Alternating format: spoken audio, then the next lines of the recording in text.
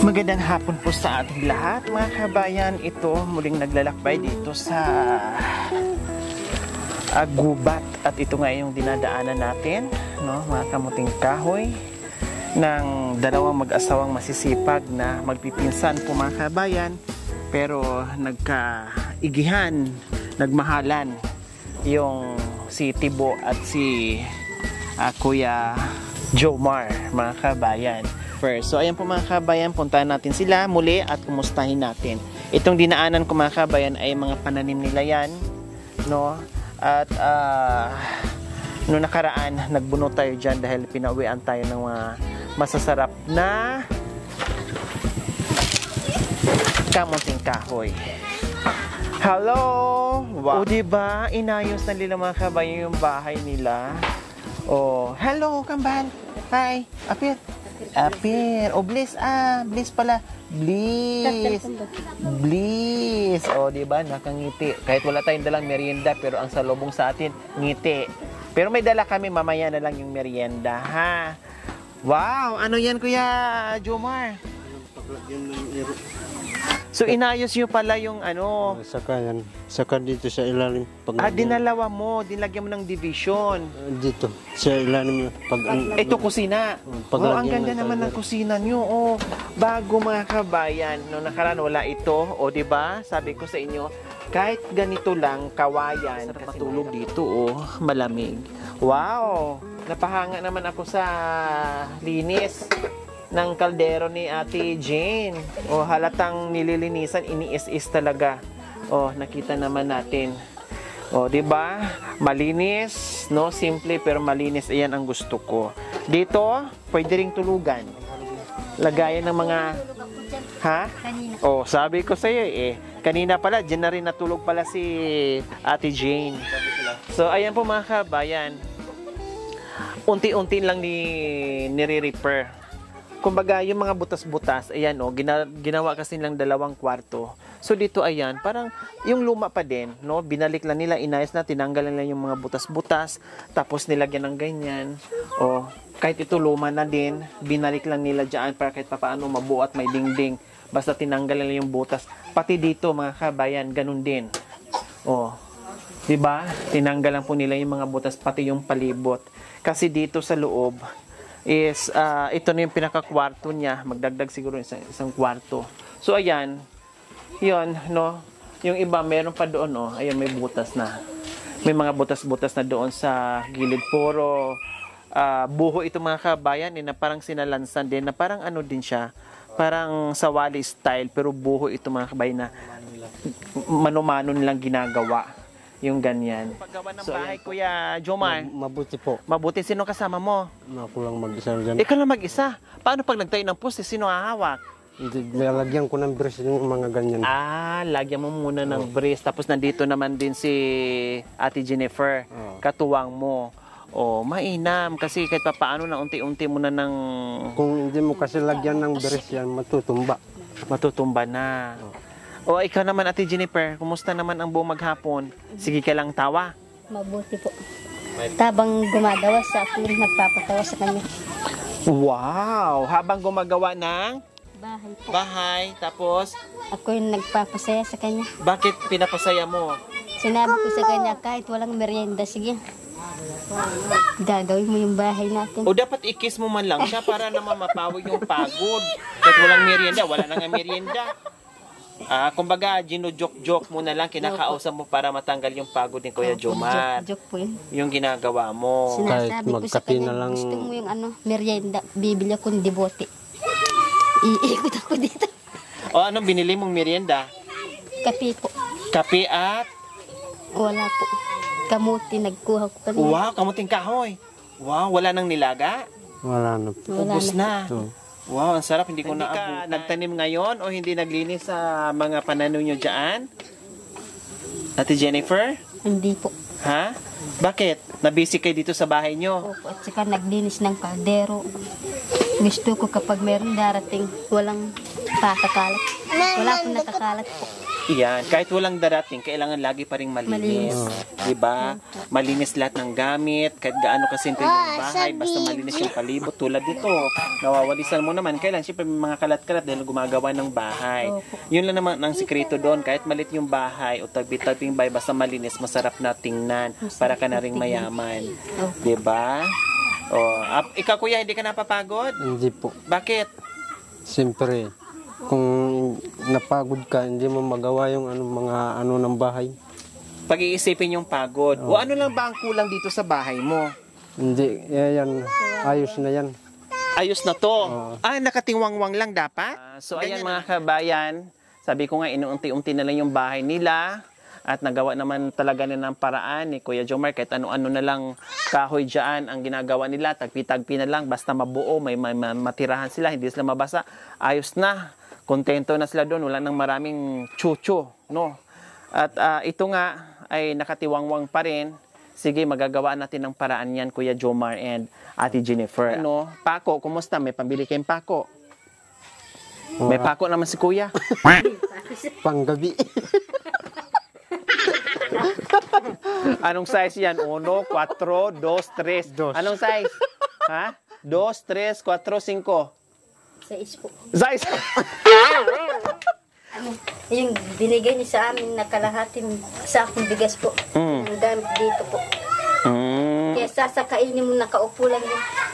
Kaya nga, habang hindi mo na nagtrabaho kasi may bigas pa naman, tapos ginagawa to. Pagkatapos, saka na naman maghanap buhay. Diba? Para na naman may makain. Kung wala ka ng bigas, hindi mo na magawa. Okay, sige, para hindi ka na problema dyan sa pambili mo ng pang bongbong ay pang dingding dito. Okay, bago dumating yung sponsor o magbigay yung sponsor, no, inaayos nyo na unti-unti yung bahay nyo dahil doon sa mga biyayang na ibigay sa inyo.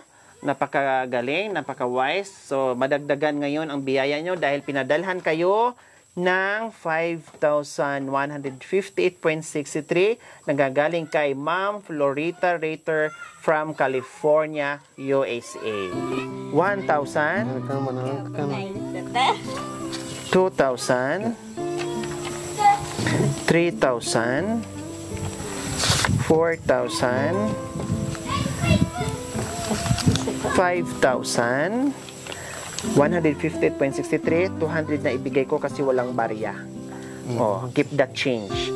So, ayan po, Ma'am Florita Rater from California, USA. Pinaabot niyo po ay 5,158.63 para dito sa bahay niya at may request siya.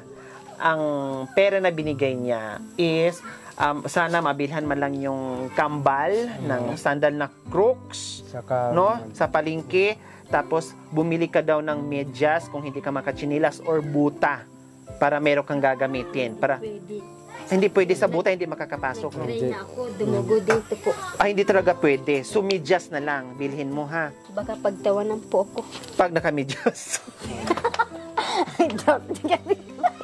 So, ganyan na lang. So, ayan po mga kabay, nung na-request ng sponsor natin, bibili sana siya ng buta or medyas, pero nasubukan na niya, na-try na niya, pero hindi pwede dumugo.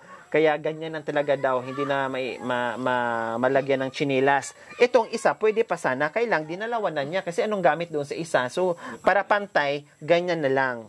No? So, hindi na ako nakabili kasi galing ako sa ibang bundok, no? At hapon na, so ibili mo na lang, ha? Then, babalik na lang ako dito para makita ng ating sponsor. Okay, anong mensahe mo sa biyaya na dumating ngayon na ang problema sa gawa ng dingding ay nasolve na natin ngayon? Ma'am Florita po, maraming salamat po sa binigay mo. Binigay mo pong pera sa amin. Sana po gabayan ka po ng Panginoon.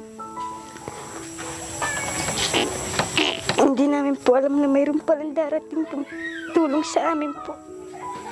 Marami pong salamat sa iyo. Ayan. Maraming salamat po sa iyo. Ganyan lang si Jane. Dinilig po ng Panginoon na mayroon tutulong sa amin. Kahit na po dalawa kami ni Jomar nang gumawa ng bahay. Maraming salamat po sa iyo. Hindi ka po pababayaan po ng Panginoon. Parati ka pong gabayan po ng Panginoon. Kasi po may puso ka po na tumutulong po sa amin po. Maraming po salamat sa iyo, ate. Ayan, walang ano man. At si Jane, ganyan na si Jane. Pagkausap natin, akala natin, puro lang smile, tawa-tawa, pero natatouch din, no? At umiiyak din. Okay, kuya? Umiiyak din. Kasi Umiiyak din si Kambal. Okay lang. kapag umiiyak po ako Hindi po. naman kita away. Kasi hindi. Nagpasalamat Nalungkot din tayo. siya. Oh, kayo naman, Kuya Jomar, magpasalamat tayo ni Ma'am Florita sa biyaya na pinoproblema mo yung pangdingding ngayon ay agad-agad ay nabigyan ng solusyon. Anong mensahe niyo po kay Ma'am Florita? Salamat po, Ma'am Florita po. Nabigyan mo kaming pandingding, pambili, kahit kunti-kunting gagawin para makaraos yung bahay. Wala kasing paglalagyan ng mga damit dito sa bahay. Parang kung wala nang mga tao, hindi na makikita yung mga damit dito sa bahay namin. Kaya nang sabi ko sa kanya, Kasi huwag mong pandalian yun. Siyempre mapapagod ka rin. Akala mo kalabaw. Ngayon ang mga kahoy, nakaraan ng araw yan, kinuha ko. Diyan, layo-layo. Ayan. So, nung nakaraan, tawa-tawa sila. Ngayon, napaiyak na naman sila dahil sa mga biyaya. Ayan na kaagad. So, muli, maraming salamat po, Ma'am Florita, Ritter from California, USA.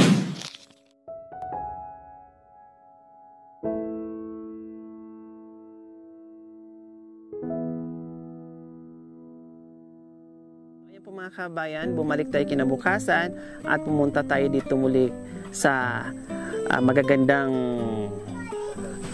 kambal mga kabayan. At nagulat ako kasi ang bilis ginawa mga kabayan.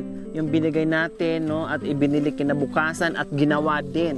At ngayon lang din dang araw natapos. Kaya ayan po mga kabayan, akala ko itong side lang pero talagang hanggang doon siguro yung pera talaga na galing sa sponsor, no, ay binuhos nila doon para matapos na nawala ng problema. So ayan po, simple pero at least hindi na tiwangwang yung bahay, hindi na kumot, hindi na maayos na kahit ganyan ay okay na mga kabayan. Tao po. Hi. Wow. Ay nasaan na yung mga kambal? Nasaan be si be? Oh, tawagin mo be. Ayan, oh. Nakabili na ng bago, mukhang bago. Wow, ayan. tatlo po sila, binilang ko ng damit. Tatlo sila. Ay, ito pa pala. Bakit si panganay hindi mo binilhan? Hindi sumama. Ikaw may kasalanan pala eh. Kasi hindi ka sumama. O, kita mo, sumama si ading mo. O, tapos yung dalawa, lalo silang gumanda. Oh, wow. Ayan, ma'am. Maraming salamat po muli, Ma'am Florita Ritter. Ayan. At dito, ito yung gusto kong part dito, o kabayan, kasi malamig at masarap tambayan dyan. Pwede kang matulog. O, ganyan sila eh. Binubuting-ting ako. Para akong laruan pag nandito ako. Yung isang kambal nandito sa buko, hinihila. Yung isa naman, buting-tingin nila ako. Natutuwa sila sa akin para siguro akong tsakadal. Tsakadal na laruan. Buti naman, tatanggalan siguro ako ng sapato. Pagkasya sa iyo, nak, ibibigay ko sa inyong dalawa yan. No, kailangan di magkasya eh. No. O, kita mo, hindi ka nabilan ni mama kasi malalaki daw yung sizes. Bukod sa mahal, malalaki sizes. O, at least meron naman bagong slipper. Okay, so ayan po mga kabayan, ang bilis ginawa. No? Hindi kailangan bumili ng mga magagandang materyales o basta importante ay matakpan natin yung nakatiwangwan na bahay. Ayos na yun para sa pamilya. Okay?